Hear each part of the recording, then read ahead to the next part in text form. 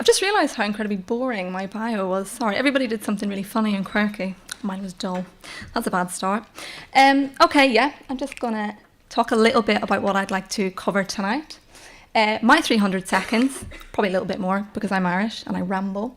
I want to talk a little bit about digital transformation. I'm going to talk about my work in digital. Obviously, that's the best part. And I'm going to talk about why I think there's so many opportunities for women in digital. So what is digital transformation?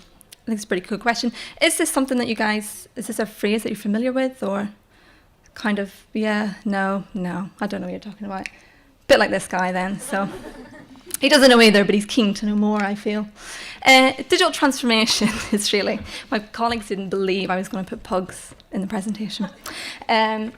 Digital transformation is really the process that you go through if you want to embed digital technologies into your business and you want to use them to achieve your outcomes.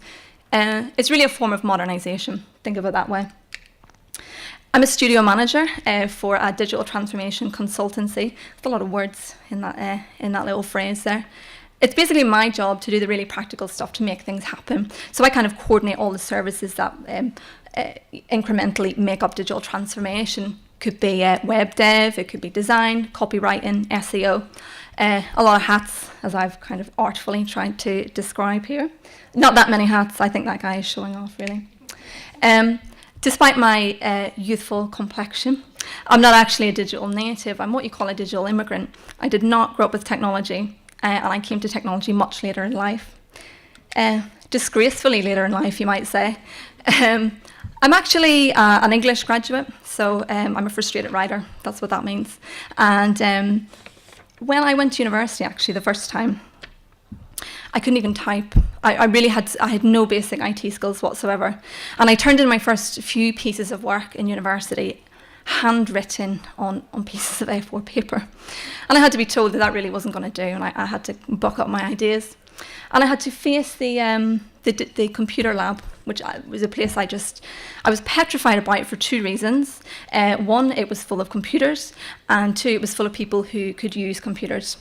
My first attempt to type an essay took, you're laughing because, yeah, you know people like me. It took me 13 hours to type up my first essay, and that was overnight. And I will never forget how absolutely terrible that made me feel. I felt stupid. I felt really exposed. I was hugely intimidated.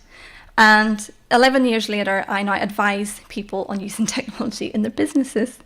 But actually, that experience has been really powerful because it's really helped me empathize with people who are intimidated by digital. So if I can't really, I can't code, I can't do software, I can't do any of that really clever stuff. This is what I think of how I do. This is not my analogy. I think somebody really clever made this up and I've kind of ripped it off. Between these two hard cookies, it's somewhere where I lie. Cookie number one is your typical kind of business owner, business person, somebody who's commercial really. They're interested in what technology can do, but they're not interested in the details of it. Hard cookie number two is your sort of traditional tech individual, somebody who's all about the detail and they live in the detail, and rightly so. I'm the kind of squishy, warm, overly pale bit in the middle that connects these two very different types of individuals. Here's me on my soapbox. And another thing. Digital transformation, it's all well and good, okay? It's quite aspirational, but there's no point in talking about highfalutin things if the people who are going to do the doing cannot relate to each other and they cannot communicate. And this is where I think a particular type of person can come into their own. Call me biased. I think this is something that women can do really well. I think that we're good listeners.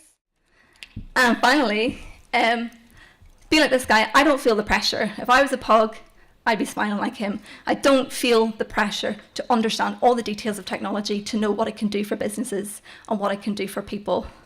So that was my 300 seconds. Thank you very much.